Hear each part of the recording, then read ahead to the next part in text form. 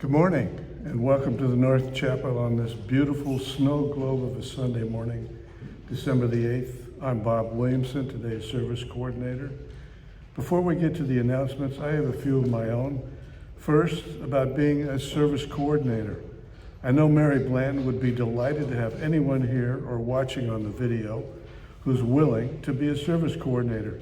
It's not hard, and if you make a mistake, like I'm likely to do, it's not a big deal. What matters is that any of us can do this, even a nut job like me. Next, I've got some help today from Dinah Soar right here. She's going to a little girl for Christmas, one designated for the Change the World kids. I hope Dinah will brighten that youngster's holiday. There are a few more hearts downstairs with gift requests. Check them out after service today during coffee hour. And Tatum Barnes, I see that you're here. He's our dynamic SE director, and he's here and ready to lead our children in spiritual exploration. Tatum, please raise your hand. Thanks for all you do. He's our guy right there. And my final announcement, about a year ago, I was in the Los Angeles airport and saw a young mom wearing a Vermont t-shirt. I asked her what part of the state she was from. She said, "We're not from Vermont, we're from Ohio, but I love Vermont. The next time we go there, I want to go to Woodstock's North Chapel. I've seen videos of their services and it looks amazing. I kid you not." She practically floored me. Ma'am, if you're watching today, please come.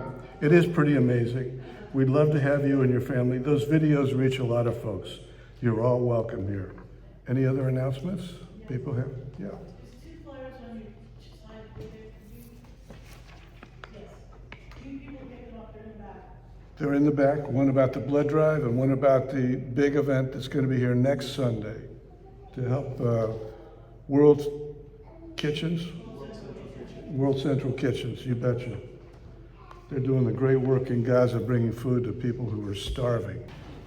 I want to share some thoughts about the value of signals that span time, space, and generations. But before I do that, a brief explanation about the drawing on the cover of today's order of service. La Gioconda is what Italians call the Mona Lisa, Leonardo da Vinci's portrait of a lady with that enigmatic smile. Sonreír is my favorite word in Spanish. It means to smile. What I really like about sonreír is that it has packed inside it another word, reír, which means to laugh. I love the idea that embedded inside a smile is a bit of laughter. Laughter is like oxygen for me. And now for some opening words addressed to children and parents and the dynamic line linking them. I hope these words aren't too much like a Hallmark greeting card. I can still see my mom like it was yesterday, standing astride a sand dune at the beach, waving madly at my brother and me. I was maybe 7, Mike a few years older. We were floating on our inflatable air mattresses way out beyond the shore break. Clearly, she thought we were out too far, but we wanted to be where the big waves were. Mom meant business, a towering colossus, armed like a windshield wiper, scouring the sky. Maybe you've seen this. And then she alternated her signals with her right hand like a claw now, reaching out to us and drawing it towards her like she was in a tug of war with the ocean itself, and hopefully drawing her 2 boys closer to shore. I know the joy of those 2 lads out in the surf, looking for a frothing peak to ride. And as a father, I understand the parental pull against Poseidon, who could snatch your child away in a riptide. Both make sense. We all have these moments. Your child's urge to ski down a triple black diamond trail, skateboard down a steep hill, the desire to drive on their own with friends to a rock music festival. All these are at odds with the parental concern for the well-being and safety of our children. I also remember when my 2 daughters, Claire and Kate, were little, we'd go to band concerts near our home. They saw friends climbing trees in the park to pick crab apples and toss them at each other. My daughters begged me to lift them up in the tree so they could pick the forbidden fruit. I told them when they could climb up on their own power, they belonged in those trees, but not before. It's a balancing act for all of us, reading those signs, answering the calls. There's no hard or fast rule to follow, but I think you'll both know when both of you are ready to find the sweet spot and let them paddle out into deeper water. Hug your children close and let them explore the world. Kids, look for fun on the ice, the snow, or the sea. And moms and dads, keep your arms limber for windmilling. It's the age-old drama of life. And if you're looking for something positive after the election, go to Dr. Google. Type in spring surf at Eileen's. In less than 5 minutes, it takes you to Ireland and inside peeling waves cascading over you. It cleanses your spirit. Guaranteed you'll smile and feel lighter. Spring at Eileen's. Check it out. Works for me every time.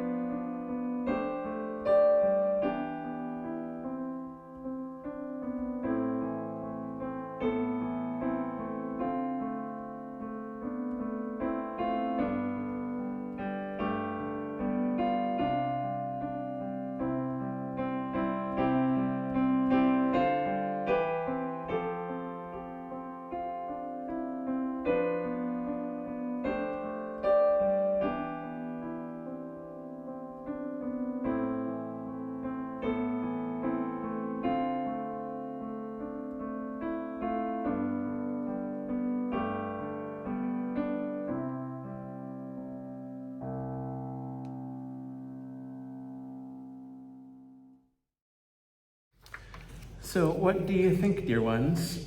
Shall we take the holy journey? Shall we set out this day on a sacred adventure? What do you think? That's good. If it's no, we won't take the journey. What seems to be holding us back? Is it time or money, or is it risk?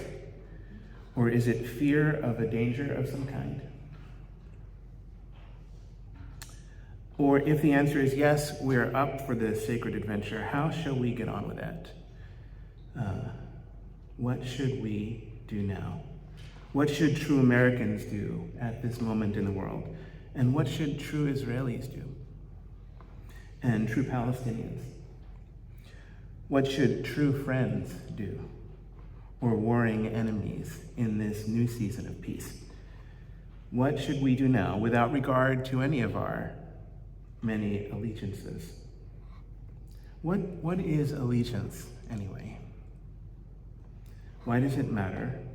And what are its costs? Like so many of us, I learned about allegiance in grade school when I was little, when I learned to say the Pledge of Allegiance. I pledge allegiance to the flag for the United States of America and to the republic for which it stands, one nation under God, with liberty and justice for all. We had a joke wondering why there were two allegiances, for the United States of America and for this other republic called which it stands.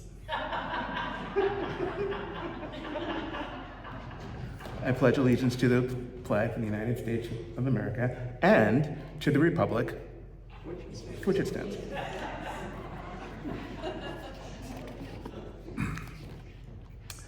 I loved saying the pledge and singing the anthem in scarves and hats at football games. Allegiance, when I was young, was a kind of loyalty. It meant being loyal meant offering one's firm and constant support to a person or to an institution. Loyalty was a simple thing for me back then. I gave it without hesitation to family and to faith and to country, and of course, at that time, to the New York Mets. These days, loyalty is harder. It's coercive sometimes. Its outward demonstration or the performance of loyalty is required more and more these days, even if it's disingenuous. This is true despite the fact that inmost loyalty can only be volunteered. For 20th century philosopher Josiah Royce, inmost loyalty was a fundamental issue. For him, the ideal of loyalty was the foundation of every enterprise in which human beings are engaged: science, morality, religion, government, and business. For him, loyalty meant the willing, practical, and wholehearted devotion to a cause or ideal whose realization, however fragmentary in human history, requires the cooperative effort of many distinct individuals, each performing specific sets of tasks. For Royce, loyalty requires no followers, no minions, no stewards, no servants, no slaves. It requires no hierarchy. It simply recognizes itself beyond any frame of reference that can be named. Loyalty is something that one lives actively, does genuinely, and experiences directly. To be loyal is to know the immediacy of life's longing for itself, that energy within us that is rich and uncontainable, that spark that leaps beyond its fire and surprises and inspires us, if only with the story of its own potential. This is what Josiah Royce called the invisible church. Loyalty is not transactional. We don't pay for it. It buys us nothing. It is not the cost of admission. I'm loyal like this all week and twice on Sunday. What does the idea of loyalty mean to you? What are its merits? What are the merits of this kind of allegiance? Because we didn't talk like this back in school when I was growing up. We just pledged and then took attendance, and then we tried to be less awkward than we had been the day before. Back then, I just assumed that the Pledge of Allegiance had always been around, like from time immemorial, or like from July independence in 1776, or since the signing of the Constitution or the Bill of Rights. But it wasn't. The Pledge of Allegiance came along 100 years later, in 1885, after the American Civil War. It was written by a Union Army officer, Captain George Thatcher Belch. He was writing this to teach loyalty to children. And it worked out pretty well because it's been practiced for years. It was revised over time in 1892 to mark the arrival of Columbus 400 years after the fact, right? 1892. It was revised again in 1945, close to the end of the Second World War, and it was adopted by Congress and given its formal name at that time. And then it was revised once again 9 years later when two words, under God, were finally added in 1954. I was born in 1965, 11 years later than the last revision. I learned the pledge sometime in the early 1970s. Around that same time, I learned to sing my favorite national anthem, "Oh, beautiful for spacious skies, for amber ways of green, for purple mountains' majesties, above the fruited plain." America the Beautiful was written by Catherine Lee Bates in 1892, also maybe to celebrate the 400th anniversary. The second verse is the one that touched me then and touches me now most deeply. "Oh, beautiful, our heroes proved in liberating strife, who more than self their country loved, and mercy more than life. America, God, may God thy goals refine, till all success be nobleness, and every gain divine." The complex story of this anthem is lost to us, and this loss and a scandal that was happening in Texas made me write a poem a few years ago. 4 years ago, the Lone Star State voted for a bill that I didn't like, one that put too low a price tag on the value of human dignity. I was sad and I was angry, so I wrote a poem in part. I wrote, "Once upon a time, tomorrow, yesterday and now, once upon a morning light as heavens will allow, we discover more about ourselves than we expected. Soberly, we clearly see in Texas we've elected those who argue money more than life.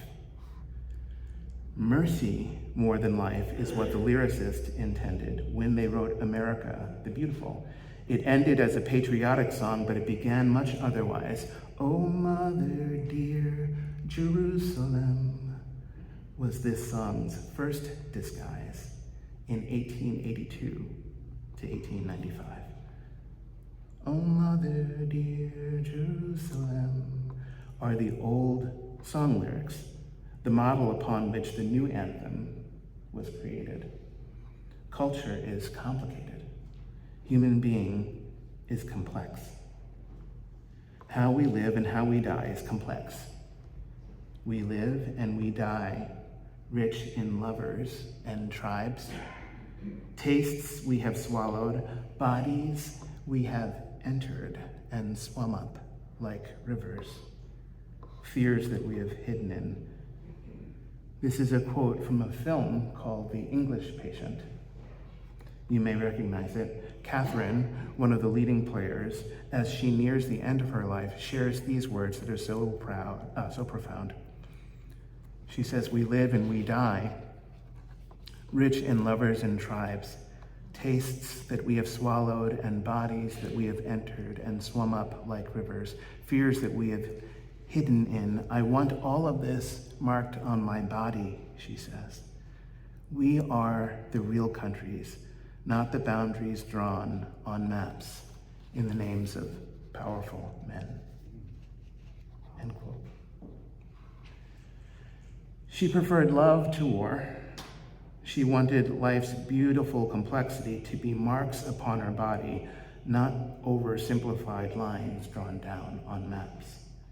She didn't like maps, even though she had married a cartographer. She longed for an earth without maps. What would that be like? So again, I ask you, what should we do now, in spite of, or maybe because of, our allegiances? I am reminded of a passage of poetry from Naomi Shihab Nye. In a poem called Blood, she writes, "Today the headlines clot in my blood. A little Palestinian dangles a truck on the front page, homeless fig. This tragedy with a terrible root is too big for us. What flag can we wave?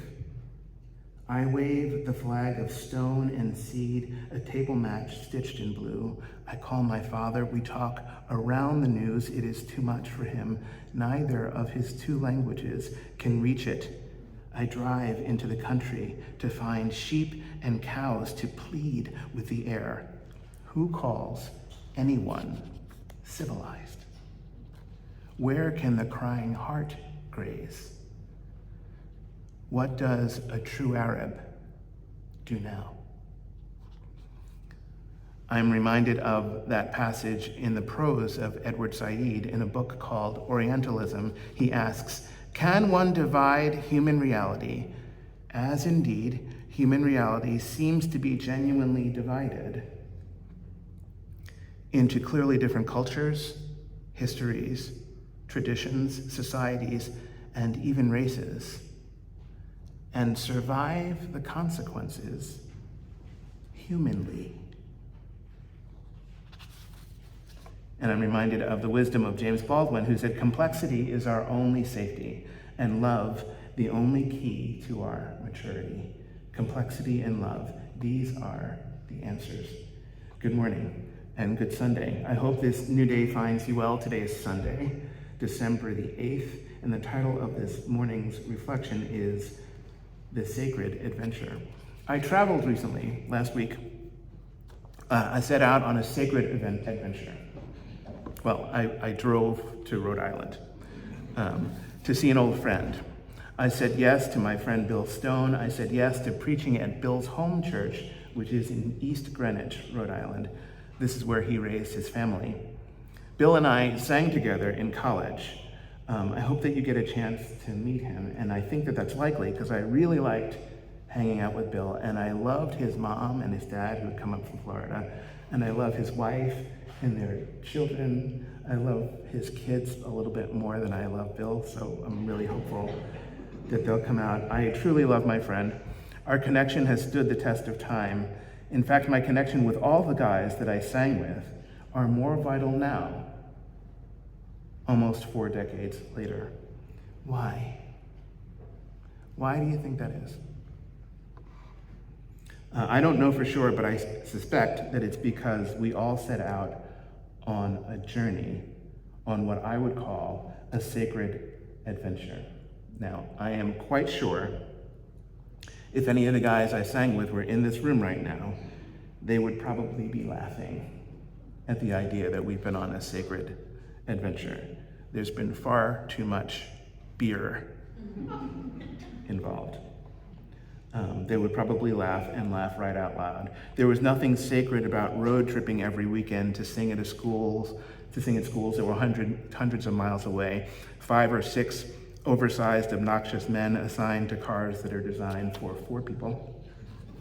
There was nothing holy about practicing all of the time and yelling at the people that you love who are having a hard time learning their parts. So no, I don't believe that anyone other than me would call those journeys holy. I don't believe that anyone other than me would call the experience a sacred adventure.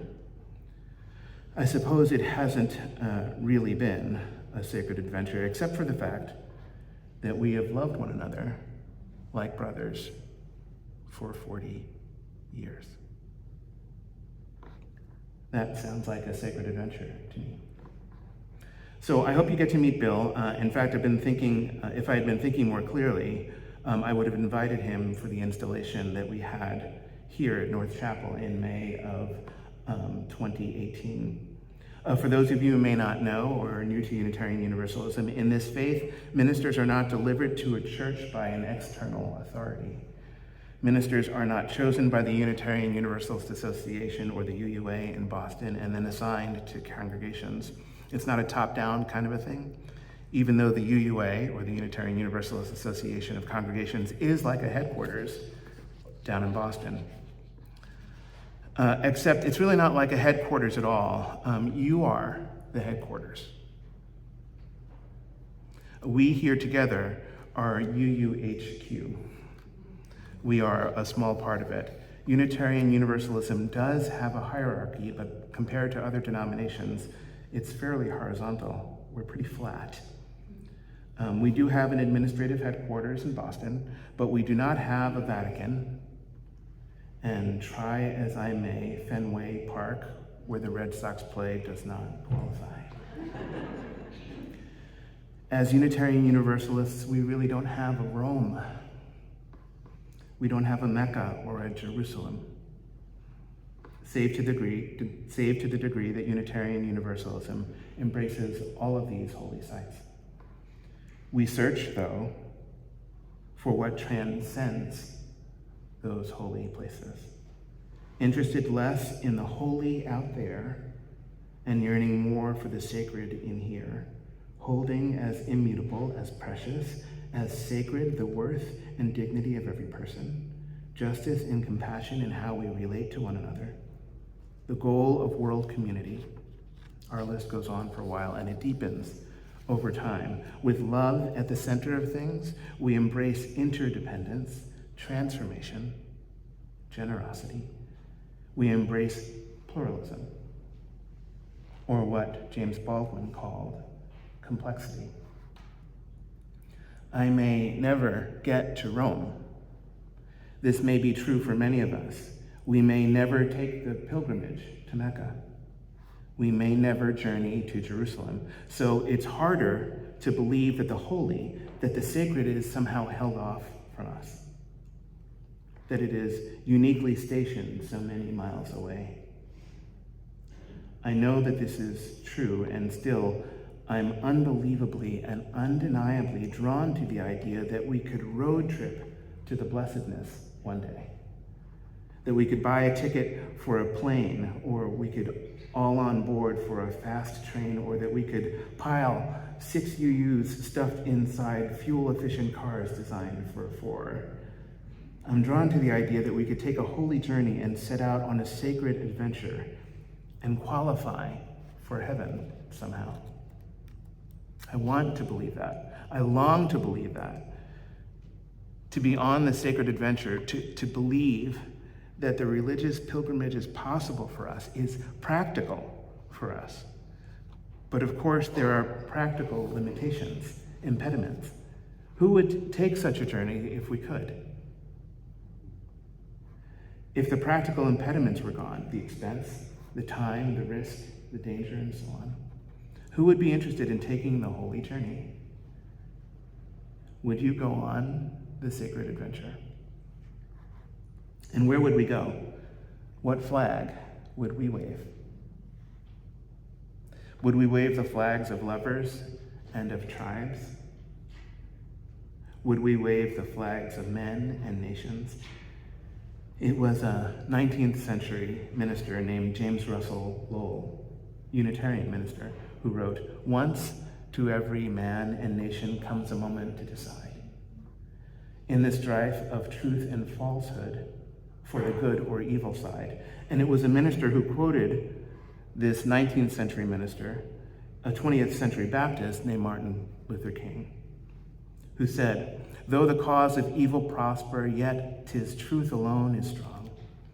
And though her portions be the scaffold, and upon the throne be wrong, yet the scaffold sways the future, and behind the dim unknown standeth God within the shadows, keeping watch over his own." King said, if we will but make the right choice, we will be able to speed up the day all over America and all over the world, when justice will roll down like waters and righteousness like a mighty stream. Martin Luther King was on a holy journey. He was on a sacred adventure for sure. What flag did he wave? Certainly he waved the American flag. He was quite loyal in this way, even as he criticized the American government, even as he lamented war, grieved war's violence, and suffered war's sorrows. What a powerful journey, what a sacred adventure. In this month of December, and in this second week of Advent, are the parallels not obvious? In Christian communities, Advent refers to a 4-week season for remembering and celebrating the arrival of Jesus on earth. It is a time to reflect on the unexpected nature of Jesus' humble birth and join in the anticipation of when he will come again and reunite heaven and earth once and for all. In this time of Advent, a sacred experience that has at its root that is at the root of the secular word adventure. What is ours to remember, and what is ours to celebrate as Christmas nears? What can we do that is unique to us? What is ours to carry? It's striking, isn't it, that in the ancient Jesus of Nazareth and the modern King of Atlanta have so much in common, even if they lived in different times. Both criticized their government, both lamented war, both grieved violence, both suffered sorrow. Both were loyal to the immediacy of life's longing for itself. Both pledged allegiance to the invisible church that lives inside of us, the one that we discover when we set out on the powerful journey, the one that we always find in the sacred adventure. Both were honest in their witness of the world. Both stood strong for peace with all their might and soul level deep. And both were true to the highest callings of their hearts. Can we do all of that? Is this the way that we undertake the sacred adventure? Last year, if you remember, on the other side of the world, they canceled Christmas. Do you remember that? I understood the decision, I understood the gesture, and I supported them. They didn't cancel Christmas just anywhere. They canceled Christmas in Bethlehem. As we've been reminded, in the occupied West Bank, in the city of Bethlehem, the birthplace of Jesus, city and church leaders canceled all Christmas festivities this year to mourn the more than 20,000 Palestinians killed in Gaza. That number has more than doubled since. I understand that they canceled Christmas, and I still support that decision, although I don't believe that it's meaningful to make that decision for ourselves, because I think it falls on us.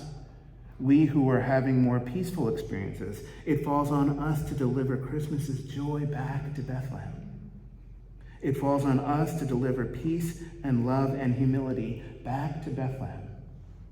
War has robbed them of these precious gifts. Right now, we can do what they cannot. We can send our peace, our love, our humility. Joy is a most powerful solidarity. Maybe the most beautiful kind of solidarity. There are many fruitful ways of being religious. Now, my father was an altar boy. I don't know if you know that. He was an altar boy, but I'm also pretty sure that he was an atheist. He didn't talk a lot about it, but it was clear at dinner time he only said grace so that we could eat. It was a bunch of familiar and ritualized consonants in a single breath, a clear amen, and then the clamor of forks and knives and the passing of salt and pepper. My dad was patient. Whenever I said grace, I took a longer time. But it really wasn't his thing. And that doesn't mean that he wasn't a deeply religious man. If my father had known that they had canceled Christmas in Bethlehem, he would have been so upset. As they say, if my dad were alive, he'd be rolling in his grave. It can be said that my dad and I were not on the same holy journey in life, that we simply didn't take the same sacred adventure, if you want to think that narrowly. Fortunately, he did not, and fortunately, I did not. Neither of us are loyal to naive religious ideas. Simple faith that is naive is really not faith at all. Beneath what seems to be simple is a marvelous complexity. And by this marvelous complexity, we are saved. Marvelous complexity is the holy journey that I know in my heart, and love is the sacred adventure that I recognize. Not the love that I imagine that I would find in Rome, or in Mecca, or in Jerusalem, but the love that I know for sure, delivered in overabundance and clear as a bell, father to son in my case, but it comes from anyone, at any time, in any place, as much as you need, for all who agree to undertake this sacred adventure.